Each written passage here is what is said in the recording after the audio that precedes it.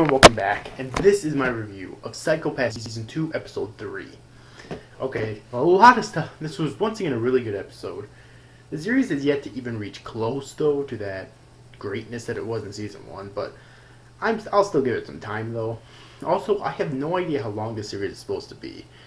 Like, I've heard it's going to be a one-course series at 11 episodes, and I've also heard it's going to be a two-course series at 22 episodes, same as what the first season was. I have no idea. I'm hoping it's 22 episodes so that they have enough time to develop out the characters and the plot as well as as amazingly as they did in the first season. Okay, but I guess we'll just have to wait and see. But anyways, though, a lot of stuff happened in this episode, so this will probably be a really long review. Okay. Anyway, so it starts out really kind of creepy in a way because we get this beginning scene with this villain named Kirito Kamui. Okay, first off, I have to talk about that. Why the fuck would you name your character Kirito like Kirito Kamui? Nonetheless, seriously. I mean, okay. Kirito, obviously, whenever I hear the name Kirito, I automatically think of Sword Art Online. Okay? That's the first thing I think of when I think of when I hear the name Kirito. And Kamui, the first thing I think of when I hear the name Kamui is Obito and Kakashi's ability, Sharingan ability.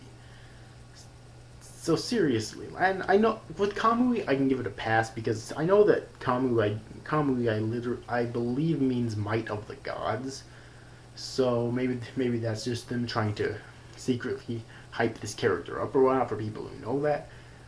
But seriously, why the fuck would you name your character Kirito? Oh my god.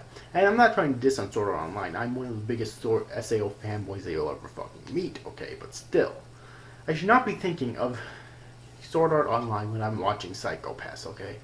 Never. Ever. But anyways, though, back to the beginning of the episode. Kirito Kamui. Fuck it, I'm just gonna call him Kamui, okay? Kamui is, like, apparently captured this inspector who's been missing for a while now. Her name's, like, Shisui, I believe. No, now I'm thinking of Naruto again, great. Oh man, but anyways, though, her name is Shisui, and she's been missing for a while now. Apparently she was captured by Kamui, and she's strapped to this table, and apparently when she was asleep, her eye was actually ripped out and was attached to this machine, and you actually get to see the eye. It looks really disgusting, but it looks really awesome at the same time. And granted, they could have drawn it to where it looked even more disgusting than it did. Like, it was kind of tame, but still, it's kind of creepy, too. Okay? And apparently, like, I think they're already trying to reveal the motives of our main villain this time, okay? Because his motives, it seems like, it's basically really an opposite ideology of what Shogo Makishima had from the first season, which is where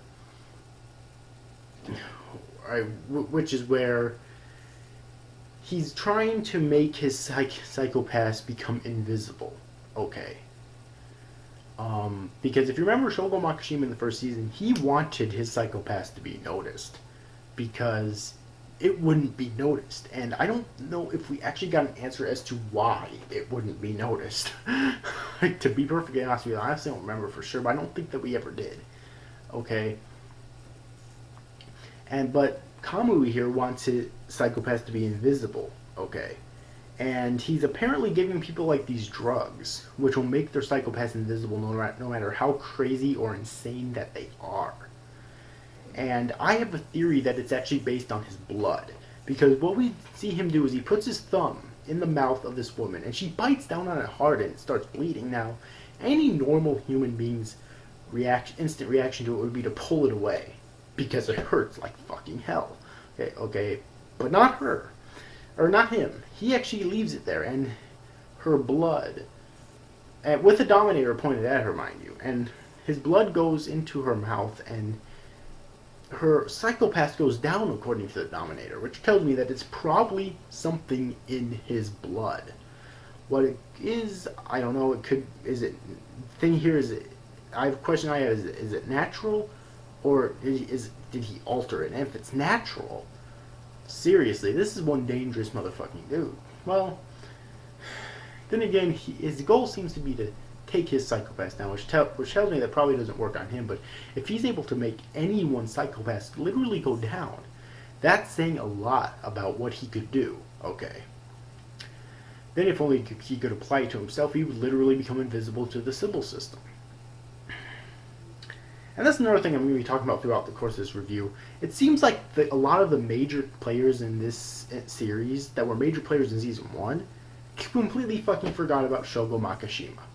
Seriously. I'm going to be bringing that up again later on in this review. But it's painfully obvious that they must have forgot about him or something. Okay? Anyways, though.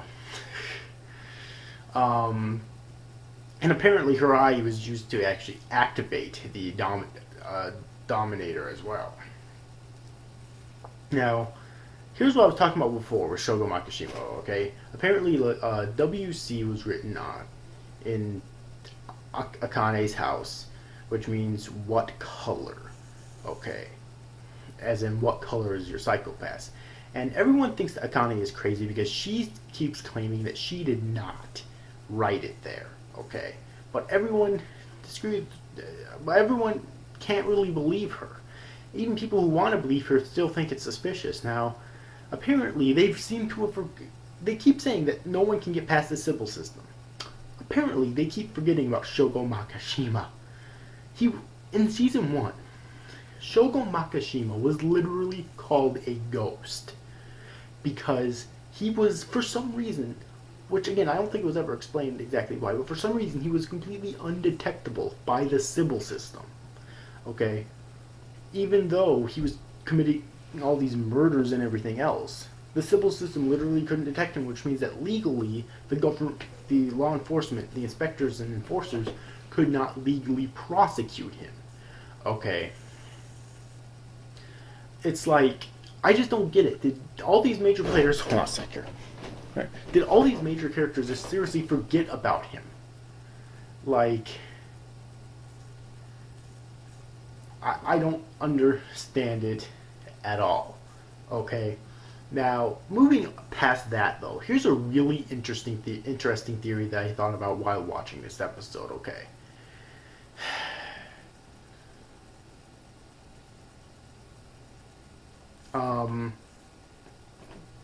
Yeah, sorry about that. Anyways, if you watch the intro, I know it's kind of weird talking about an intro when I'm discussing a theory, but if you watch the intro in the third episode, it actually seemed kind of jittery, like kind of laggy in a way. And that's not a complaint. Allow me to explain, because in the second episode that wasn't the case.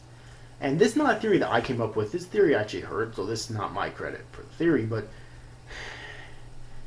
I have a theory. If you remember last episode, they were dealing quite a bit with talking about holograms.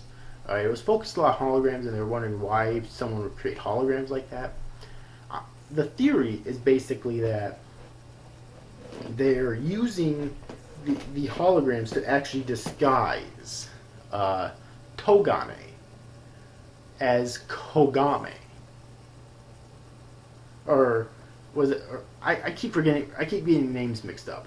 But maybe... Yeah, it's disguising Kogame as Togame. God, these fucking names. I mean, because the names are really similar, which is what's getting me confused right now. Okay, and it would make sense. It would be so fucking clever if they did that, okay? So fucking clever if they actually did that. Seriously. So, yeah, my money's on that. I love that fucking theory. Okay, I really do. And now, before I move on to Ginoza, I want to get back to Akane real quick. Okay, because remember back when I said that I don't think she's going crazy? Well, I still stick with that. However, I have to use my own logic in their favor as well. Because Shogo Makishima was able to hide himself from the Sybil system. So, with that logic, don't you think Akane might be able to as well? Because think about this. Her psychopath never goes up no matter what she endures. So it's like, it makes you wonder if she actually has been crazy this whole time, but for some reason her psychopath just never went up. I mean, it really makes you wonder. You know what I mean? So I thought I did. I thought I had to mention that as well, just so I'd mention an argument on both sides. Okay. So it'd be really interesting if the main character actually ends up in that predicament, and then to see where her character goes from there, how her character's personality might actually change drastically because of that if it's actually found out. Okay. Now I want to talk about Ginoza, okay, because Ginoza was seen talking to Nagi, this like new inspector, in this like room. Again, Ginoza's shirtless and he has a metal arm on this arm, I believe. Technically, it was this arm facing back at me, but if I were to turn around, it would be this arm. So this arm right here. Now, if you remember his father, who was an enforcer in the first season, same as Ginoza is right now, also had a metal arm on the same fucking arm. Okay. So, is this not a major fucking death? Does this not seem like a major fucking death flag to you? Because it really does to me. Okay, this seems like a major fucking death flag to me. Like, this character is probably going to die in the season. Now, granted, he hasn't had much of a major role in the season yet. But then again, this is only episode 3, so I'll give it some time, you know, of course. But I really think that he's going to die in the season, just simply because that might actually be extremely symbolic to symbolize his death in the future, okay? Also, Nagi had a death flag because of what she was... I'll keep this one really short, but Nagi, I think, had a major death flag as well, because of what she was talking about in this episode with Ginoza. You know, it just seemed really suspicious to me. So there's 2 death flags in one episode. And one more thing that I want to talk about in this episode is actually Saiga. If you remember Saiga, was actually the therapist in season 1 who was seen a few times.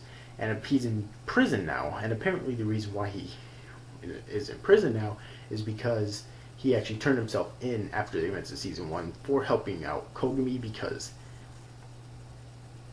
he felt extremely guilty for it, so he turned himself in, and so now he's in prison, which I think is really interesting. And something that's even more interesting is that Akane actually came to him personally in his cell for help on the case, which is actually very interesting. And this is another scene where they seem to have completely fucking forgot about Shogo Maka fucking Shima. What the fuck? You do not forget about Shogo Makishima. He's one of the best anime villains ever. God damn it. Seriously. You do not forget about that guy. But anyways, that's just another example of it. But other than that, that's really all that happened in this episode. But it was a lot to take in. It really was. And I really enjoyed this episode, okay? I think this season 2 is getting a lot better now. Alright, I really do.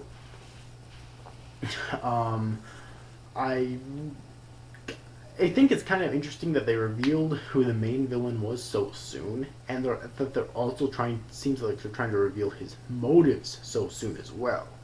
Okay.